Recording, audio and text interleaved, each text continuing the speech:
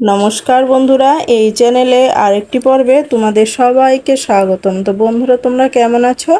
আশা করি দেশ কিংবা দেশের বাইরে যে যেখান থেকে আমার এই ভিডিওটা দেখছো তারা সবাই ভালো আছো এবং সুস্থ আছো। তো বন্ধুরা, প্রতিদিনের কাজগুলো আমরা মহিলারাই পারি কিছুটা টিপস ফলো করে সংসারের কাজ কিছুটা কমিয়ে আনতে, অল্প সময়ের মধ্যে কাজটা করে নিতে এবং কিছুটা নিজেদের জন্য সময় বের করতে এবং সংসারে কিছুটা আয়ও করতে। তো তারই কিছু টিপস নিয়ে চলে এসেছি এবং সাথে নিয়ে এসেছি নতুন একটি ধাঁধা। তো চলো বন্ধুরা, দেরি না করে দেখে ফেলি। বন্ধুরা, আমরা তো এই ধরনের পলিথিনগুলো ফেলেই দেই। তো ফেলে দেই বলতে পুড়ে ফেলি, তো হয়তো ফেলেও দেই বা পুড়েও ফেলি। তো এটা আমরা কি করব বন্ধুরা, এই পলিথিনগুলো যে একটু বড় ধরনের পলিথিন ক্যারি ব্যাগগুলো আর কি, এই ক্যারি ব্যাগগুলো কিন্তু আমরা এইভাবে সমান করে কেটে তারপর কিন্তু এটা আমরা কাজ করে নিতে পারি। বুদ্ধি খাটালেই কিন্তু এটা একটা আমাদের অনেক প্রয়োজনীয় কাজে লেগে যায়। তো দেখো, প্রথমে আমি মোম ধরিয়ে নিলাম, তারপরে আমি কি করব বন্ধুরা, এখানে হাত বসিয়ে হাতের এখানে ছাপ দিয়ে নিব, অর্থাৎ এই স্কেচপেনটা দিয়ে এই মার্কারটা দিয়ে একটু চারদিকে, আঙুলের চারদিকে আমি দাগ দিয়ে নিব। দাগ দিয়ে তারপরে কিন্তু আমি চাকু গরম করে এটাকে কিন্তু হাত একটা তৈরি করে নিব।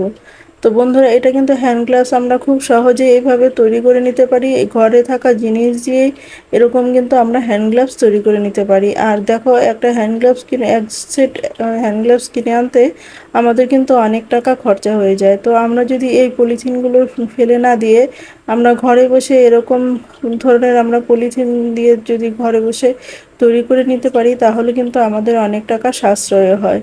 তো যেহেতু চাকুটা গরম করা হয়েছে, তো গরম করে এটা যেহেতু কাটছি, তো একদিকে কেটেও যাচ্ছে আবার একদিকে কিন্তু জোড়াও লেগে যাচ্ছে। তো এদিকে কেটে যাচ্ছে আর এই দিকটাতে জোড়া লেগে যাচ্ছে। এভাবে কিন্তু কাটতে কোনো রকমই অসুবিধা হয় না। তোমরা কিন্তু বাড়িতে অবশ্যই ট্রাই করো, তাহলেই বুঝতে পারবে কত সুন্দরভাবে আমাদের একটা হ্যান্ড গ্লাভস তৈরি হয়ে গেল। তো দেখো, আমি এইভাবে আঙুল দিয়ে এখন সম্পূর্ণটাকে, চাকুটা দিয়ে সম্পূর্ণটা কেটে নিলাম। তো দেখো, হাত ঢুকিয়েও আমি তোমাদেরকে দেখাচ্ছি কত সুন্দর একটা হ্যান্ড গ্লাভস আমাদের তৈরি হয়ে গেল। একদম ফিটিংস, কিন্তু একদম ফিটিংস আমাদের হ্যান্ড গ্লাভস একটা তৈরি হয়ে গেল। তো এইভাবে তোমরা কিন্তু ঘরে বসেই হ্যান্ড গ্লাভস তৈরি করে নিতে পারো এবং অনেক টাকা সাশ্রয়ও করে নিতে পারো।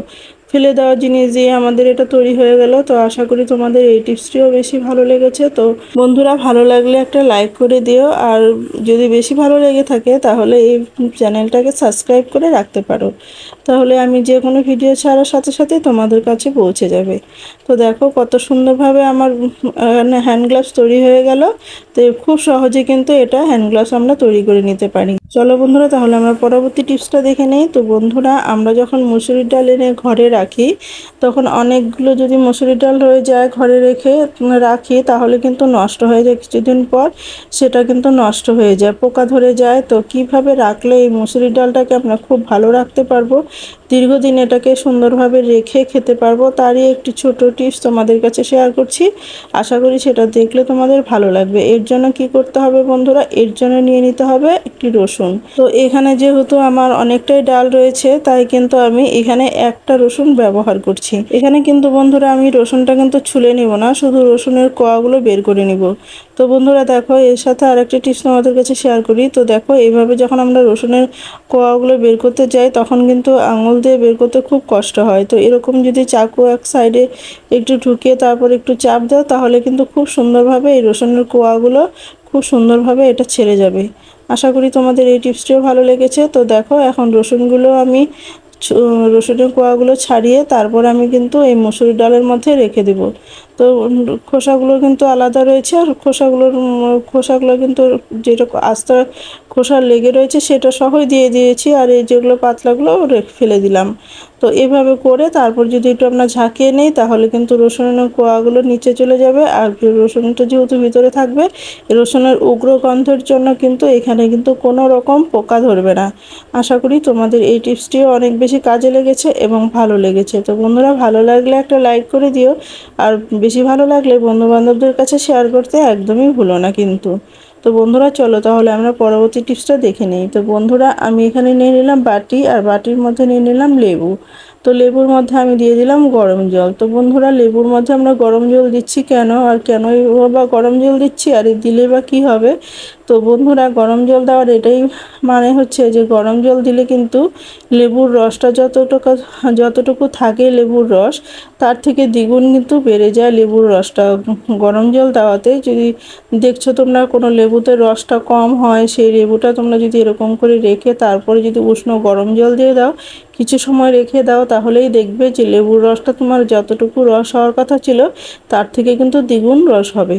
তোমরা বন্ধুরা বাড়িতে ট্রাই করো, আমি নিজেরা ট্রাই করেছি তাই তোমাদের কাছে শেয়ার করছি। তো বন্ধুরা তোমাদের যদি ভালো লেগে থাকে তাহলে একটা লাইক করে দিও। চলো বন্ধুরা তাহলে আমরা পরবর্তী টিপসটা দেখে নেই। তো বন্ধুরা আমরা চশমাতে টিপ পরাবো কেন, আর টিপ পরালেই বা কী হবে, কেনই বা পরাবো, তো এর জানতে হলে পুরো ভিডিওটা তোমাদের দেখতে হবে। টেনে টেনে দেখলে কিন্তু বুঝতে পারবে না। তো বন্ধুরা এভাবে টিপ যে পরিয়ে নিলে আমাদের চশমার মধ্যে আমাদের কিন্তু অপকার হবে না। তো কিসের জন্য আমরা টিপটা পরাবো বলছি বন্ধুরা। তো বন্ধুরা এর মধ্যে আমরা টিপ পরাবো এই কারণে যে অনেক সময় কি হয়, চশমা যখন আমরা পরি তখন কিন্তু চশমা নাকের মধ্যে কিন্তু যেখানে চশমাটা লেগে থাকে সেখানে কিন্তু দাগ হয়ে যায়, আর দাগও হয়ে যায়, তারপরে চশমা কিন্তু ওই জায়গাটা দাগ হয়ে যায়, ব্যথা হয়, কালো হয়ে যায়। তো চশমা অনেক সময় কি হয় খুলেও পড়ে যায়। এখানে কিন্তু অনেক লাভ আছে এই চশমা এই টিপ পরানোতে। তো অনেক সময় খুলে পড়ে যায়, সেটাও কিন্তু খুলে পড়বে না। তোমরা যেই জায়গাটা নাকের মধ্যে লেগে থাকে না সেই জায়গাটার মধ্যে যদি তোমরা এরকম করে টিপ লাগিয়ে দাও, তাহলে কিন্তু বোঝাও যাবে না, যে বাইরের থেকে বোঝাও যাবে না যে তুমি টিপ লাগিয়েছো, এবং চশমাটা পড়েও যাবে না। আর নাকের মধ্যে যে দাগটা হয় সেই দাগটাও হবে না, ব্যথাটাও কিন্তু হবে না। আশা করি তোমরা বন্ধুরা বুঝতে পেরেছো। তবে কি বন্ধুরা আমি ছোট ছোট টিপ দিয়ে দিচ্ছি, অসুবিধা হচ্ছে, তো ছোট টিপ দিয়ে ওঠানোটা খুব অসুবিধা হয়। তো তোমরা কিন্তু এখানে বড় টিপ ব্যবহার করবে। আমার ঘরে তো ছোট টিপ ছিলাম তাই ছোট টিপ দিয়ে তোমাদেরকে দেখাচ্ছি। এখানে বড় টিপ দিলেই ভালো হবে, বড় টিপ দিলে দুটো চারটে টিপ হলে কিন্তু হয়ে যাবে। এক পাশে দুটো করে লম্বালম্বিভাবে কেটে কেটে দিবে, তাহলে কিন্তু খুব সুন্দরভাবে দুটো হলেই হয়ে যাবে। তো এইভাবে কেটে কেটে যদি তোমরা দাও তাহলে কিন্তু দুই পাশে যদি দিয়ে দাও তাহলে কিন্তু নাকের মধ্যে দাগও হবে না, ব্যথাও হবে না, আর কিন্তু চশমাটা খুলে যে পড়ে যায় সেটাও কিন্তু হবে না। আশা করি তোমাদের এই টিপসটিও অনেক বেশি উপকারে লেগেছে এবং ভালো লেগেছে। তো বন্ধুরা ভালো লেগে থাকলে বন্ধুবান্ধবদের কাছে শেয়ার করে দিও আর একটা লাইক করে দিও। আর বন্ধুরা তোমরা দেশের কোন কোন জায়গা থেকে আমার এই ভিডিওটা দেখছো তা যদি কমেন্ট করে জানাও তাহলে আমি বুঝতে পারতাম আমার বন্ধুরা দেশের কোন কোন জায়গায় রয়েছে। চলো বন্ধুরা এটা দেখতে দেখতে আজকের যে ধাঁধাটা রয়েছে সেটা জেনে নেই। তো বন্ধুরা আজকের ধাঁধা হলো, কোন ধরনের ব্যান্ড কখনো সঙ্গীত বাজায় না? তো বন্ধুরা তোমাদের যদি উত্তরটি জানা থাকে তাহলে কমেন্ট করে জানিয়ে দিও। এর আগের ভিডিওতে একজন লিখেছো মাছ ও মরিচ হবে। হ্যাঁ বন্ধু ঠিকই ধরেছো, মাছ ও মরিচ হবে। চলো বন্ধুরা তাহলে আমরা পরবর্তী টিপসটা রয়েছে সেটা আমরা দেখে নিই। তো বন্ধুরা আমরা যখন চাল কুমড়া কাটি, তো চাল কুমড়াগুলো যখন আমরা কাটি তখন কিন্তু চাল কুমড়োগুলো যখন রেখে দিই ফ্রিজে তখন কিন্তু সেটা কিন্তু লালচে ভাব হয়ে যায়, কালো হয়ে যায়, এরকম একটা ভাব হয়ে যায় কিন্তু চাল কুমড়োটার চারপাশে। তো কিভাবে রাখলে চাল কুমড়োটা কিন্তু এরকম হবে না তারই একটি ছোট টিপস আমাদের কাছে শেয়ার করছি। সেটা হলো বন্ধুরা ফয়েল পেপার। তো এরকম যে চাল কুমড়োগুলো কেটে রেখে দিলে কিন্তু নষ্ট হয়ে যায়, তো ফয়েল পেপার যদি তোমরা এভাবে পেঁচিয়ে রেখে দাও তাহলে তোমরা কিন্তু একটা চাল কুমড়ো অনেক দিন রেখে খেতে পারবে, একদমই নষ্ট হবে না, যেভাবে রাখবে ঠিক সেভাবেই থাকবে। আশা করি এই টিপসটিও তোমাদের অনেক বেশি কাজে লেগেছে এবং ভালো লেগেছে। তো বন্ধুরা ভিডিওটি যদি ভালো লেগে থাকে তাহলে লাইক কমেন্ট শেয়ার করে দিও, আর এই ভিডিওতে যদি কেউ নতুন হয়ে থাকো তাহলে সাবস্ক্রাইব করে আমার পাশে থেকো এরকম নিত্য নতুন ভিডিও পাওয়ার জন্য। তো বন্ধুরা তোমরা সবাই ভালো থেকো, সুস্থ থেকো এই কামনাই করি ঈশ্বরের কাছে। আজ এই পর্যন্ত, দেখা হবে নেক্সট ভিডিওতে, কেমন?